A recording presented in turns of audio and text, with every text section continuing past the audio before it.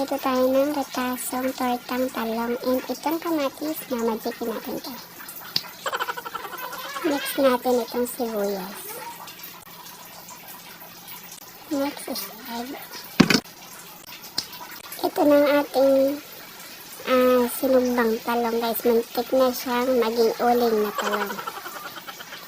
I-mix na natin ang ating ingredients dahil kit lang ang ating talong guys. Lalagay natin itong egg,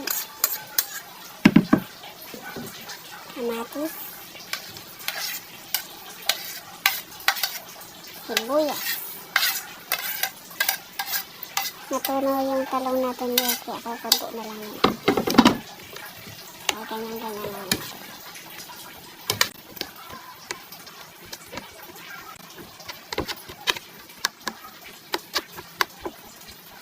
Magpainit na tayo ng kawali.